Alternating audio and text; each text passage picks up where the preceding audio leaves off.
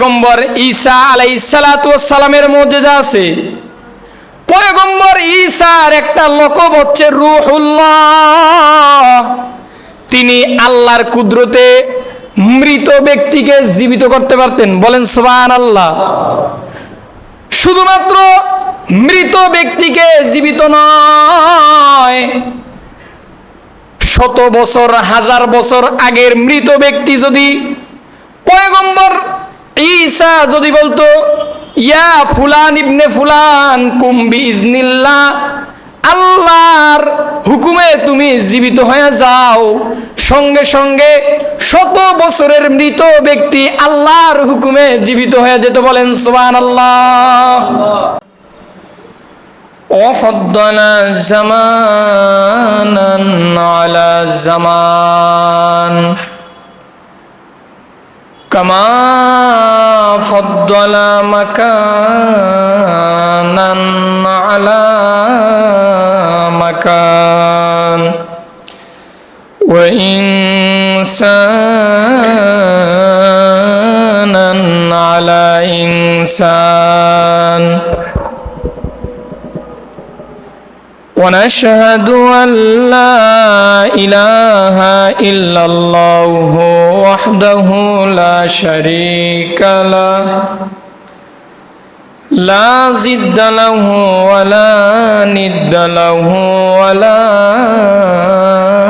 مثل له أما بعد فأعوذ بالله من الشيطان الرجيم. بسم الله الرحمن الرحيم.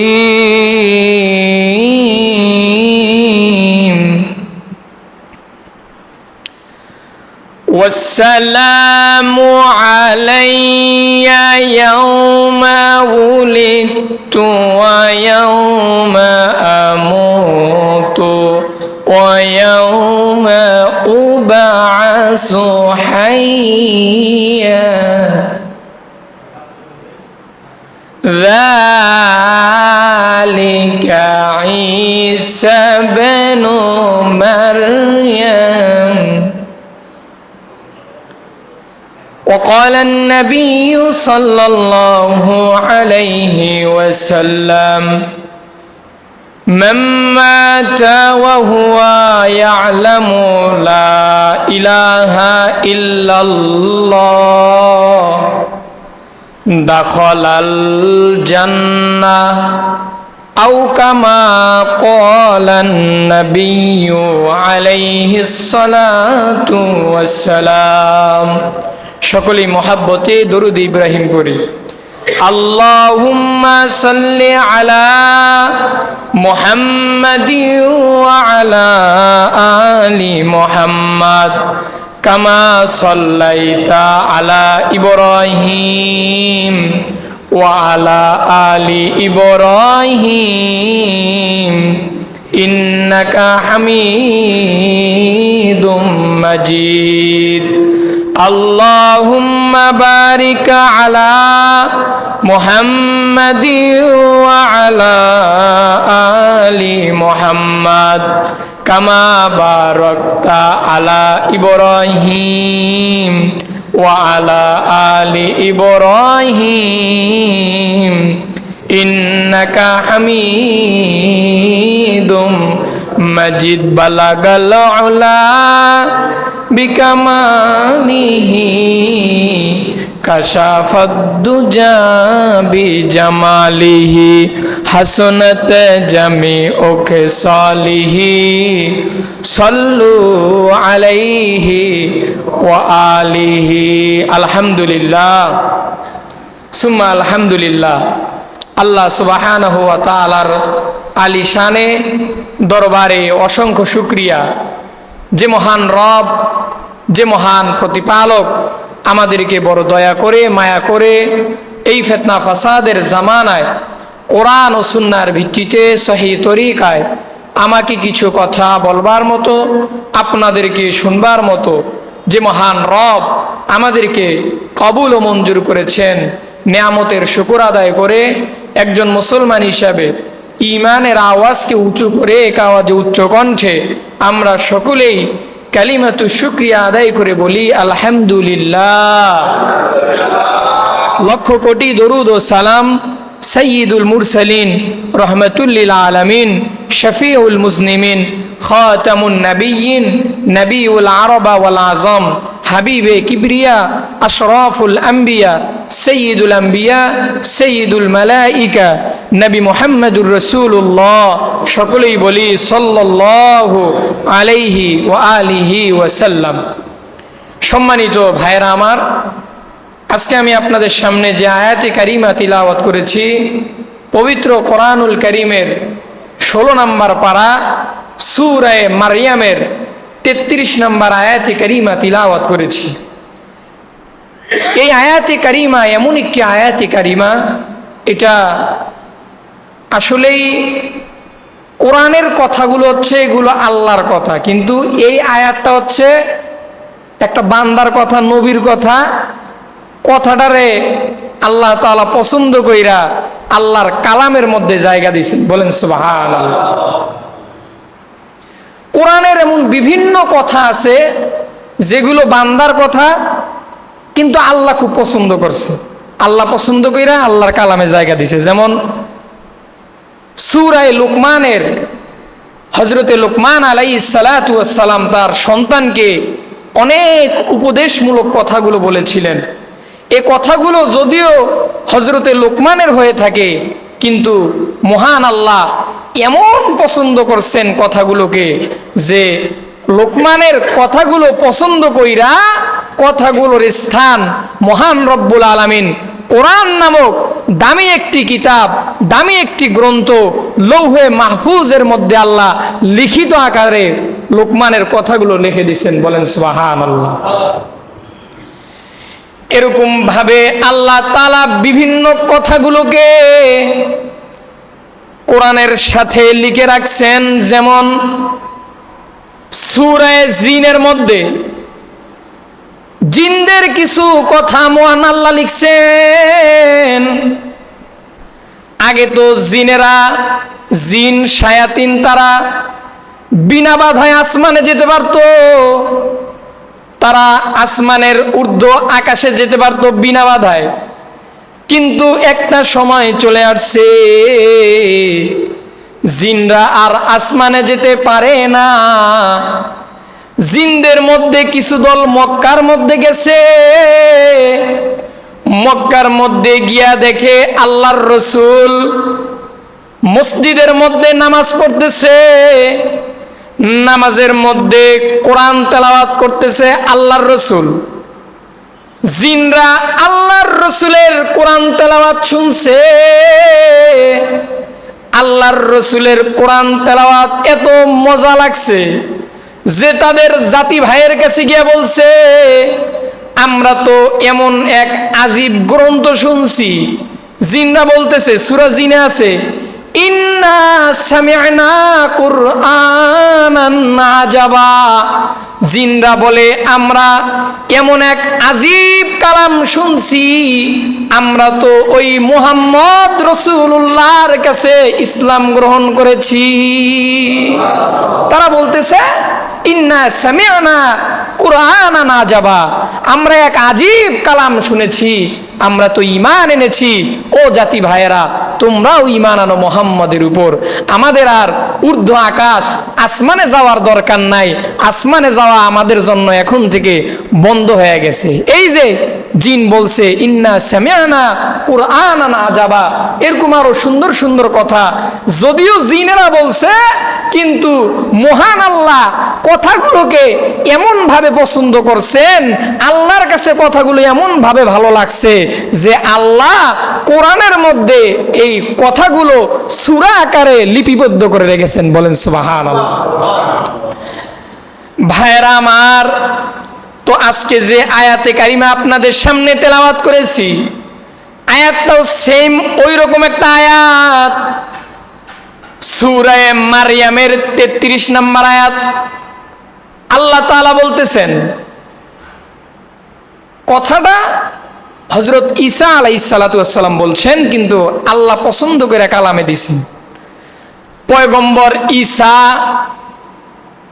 মায়ের কোলে বলেন, ওয়াসসালামু আলাইয়া ইয়াউমা উলিদতু ওয়া ইয়াউমা আমুতু ওয়া ইয়াউমা উবআসু হাইয়া। পয়গম্বর ঈসা আলাইহিস সালাতু ওয়াস সালাম এমন একজন পয়গম্বর, আপনারা তো সকলেই জানেন যে পয়গম্বর ঈসা বাবা ছাড়া এই পৃথিবীতে আসছেন। কথা বলেন ঠিক কিনা? আল্লাহ তাআলা এ পৃথিবীতে পয়গম্বর আদমকে সৃষ্টি কইরা বাবা ছাড়া আদমকে আনছেন। মুফাসসিরিনে কেরাম বলেন, কামাসালি আদম, আদমের মতো পয়গম্বর ঈসাও বাবা ছাড়া আসছেন। তো আমার আল্লাহর একটা নিয়ম হচ্ছে, সন্তান যখন পৃথিবীতে আসবে, একটা বয়স হওয়ার পর সন্তানটা কথা বলতে পারবে। কথা বলেন ঠিক কিনা? এটা একটা পৃথিবীর নিয়ম। নাকি কেউ জন্ম হয়েই কেউ কথা বলে, এমন কি আছে?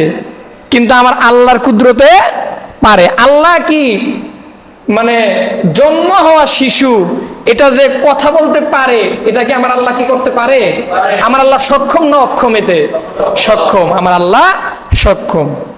আমার আল্লাহর কুদরত, আল্লাহ পাক মাঝে মাঝে নিজের কুদরতকে জাহির করার জন্য, প্রকাশ করার জন্য এরকম বিভিন্ন অলৌকিক ঘটনা ঘটায়। কথা বলেন ঠিক কি না?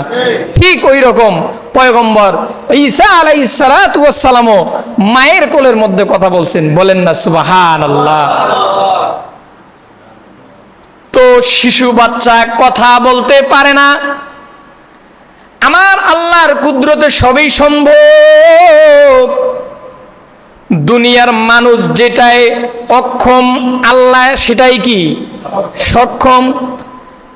নাকি আমেরিকার প্রেসিডেন্ট ডোনাল্ড ট্রাম্প কোনো কিছুতে সক্ষম আর আপনি আমি অক্ষম? সন্দেহ আছে কোনো? মানে উনি বড় প্রেসিডেন্ট দেখে ওনার দ্বারা সবই সম্ভব আর আমাদের দ্বারা কিছুই সম্ভব না, এমন কি কোনো বিশ্বাস আছে? মানুষ তো সবই এক। আরে এটা তো অনেক দূরের কথা বললাম, সামান্য নিজের শরীরের দুইটা অঙ্গেরই তো সে নিরাপদ না। মনে করেন কারো যদি 2 নম্বর চাপ দেয়, আমাদের মাদ্রাসার ছাত্ররা যখন পায়খানার টয়লেটের চাপ দেয় তখন তারা উস্তাদের কাছে হাত উঠায় যে হুজুর 2 নম্বর যায়। 2 নম্বর মানে 2 কাম একসাথে করবে, প্রসাবও করবে পায়খানাও করবে। বলেন তো পৃথিবীর এমন কোন প্রতাপশালী রাজা বাদশাহ আছে যে পায়খানাটা খালি এক কাম একাই করবে, প্রসাব দ্বারা আটকাইব? এমন ক্ষমতা কারা আছে? আমার কথা বুঝছেন আপনারা? মানে পায়খানাটা খালি করবে আর প্রসাবটাকে আটকাবে, এক কাম করতে পারবে? এই ক্ষমতা আছে?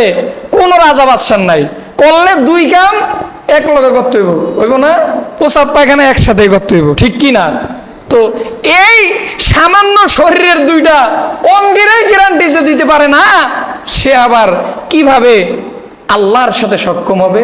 তাই আমার আল্লাহই হচ্ছেন সক্ষম, পৃথিবীর সব মানুষ কি অক্ষম।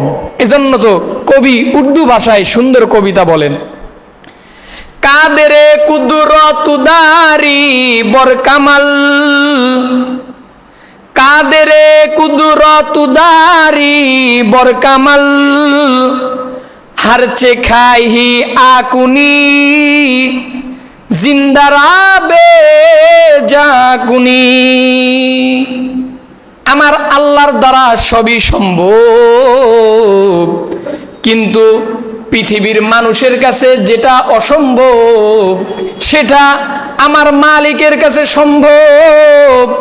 আমার মালিক চাইছে তো পয়গম্বর ঈসা পৃথিবীতে আইসাই কথা বলছে। আবার আমার মালিক যখন চায় তখন একটা নিয়মে বাচ্চারা কথা বলে, আবার একটা নিয়মে বাচ্চারা হাঁটে। কথা বলেন ঠিক কিনা? আমরা যে মানুষ, আমরা কি মানুষ, আমাদেরকে কিন্তু আল্লাহ বুদ্ধি দিয়া পৃথিবীটা পাঠায় নাই, পাঠাইছে? আমরা যখন পৃথিবীতে জন্ম নিছি তখন কিন্তু আমাদের মাথায় বুদ্ধি ছিল না, আমরা দুর্বল হয়ে জন্মগ্রহণ করেছি। কথা বলেন ঠিক কিনা? যেমন আল্লাহ বলেন অখুলিকল ইনসানু যায়ীফা, মানুষকে আমি আল্লাহ বড় দুর্বল করে বানিয়েছি। কিন্তু অন্যান্য প্রাণীগুলোর দিকে দেখেন, তাদেরকে আল্লাহ বুদ্ধি দিয়া পাঠাইছেন। কি দিয়া পাঠাইছেন? আকল, বুদ্ধি দিয়া পাঠাইছেন। কেমন বুদ্ধি? বুদ্ধিও দিছে আবার শক্তিও দিছে। যেমন একটা ছাগল যখন বাচ্চা দেয়, ছাগলের বাচ্চা হওয়ার সাথে সাথে ছাগলের বাচ্চাটা কিন্তু বের হওয়ার সাথে সাথে লাফালাফি করে, দৌড়াদৌড়ি করে। কথা বলেন ঠিক কিনা? কোনোদিন কি দেখছেন মানুষের বাচ্চা বের হওয়ার পর দৌড়াদৌড়ি করছে? না, ছাগলের বাচ্চারে আল্লাহ ওই শক্তিটা দিছেন। সাপ যখন একটা বাচ্চা দেয়, সাপের বাচ্চাটা বের হওয়ার পর পরেই কিন্তু মায়ের মতো এভাবে হাঁটতে শুরু করে। কথা বলেন ঠিক কিনা? আপনি যদি 2 দিনের সাপের বাচ্চার পায়ে লেজে একটা পা দেন, ওই সাপটাও কিন্তু ঘুইরা আপনার কামড় দেওয়ার জন্য রেডি হয়ে যাবে। কথা বলেন ঠিক কিনা? যদিও 2 দিনের বাচ্চা হয়, কিন্তু আল্লাহ কিন্তু ওই মেধাটা তার দিছেন, শক্তিটা দিছেন, নিজের জানকে হেফাজত করার শক্তি দিছেন। 2 দিনের বাচ্চার লেজেও যদি আপনি পাড়া দেন, বাচ্চাটা কিন্তু ঘুইরা আপনার কামড় দেওয়ার জন্য প্রস্তুত হয়ে যাবে। এরকম ভাবে সমুদ্রের মধ্যে অনেক মাছ আছে, মাছগুলো জন্ম হওয়ার পর পরেই মায়ের সাথে চলে, নিজের জীবিকা নির্বাহ করে। কিন্তু আল্লাহ পাক মানুষকে ওই সামর্থ্য দেয় নাই, আল্লাহ তাআলা মানুষকে ওই শক্তি দেয় নাই।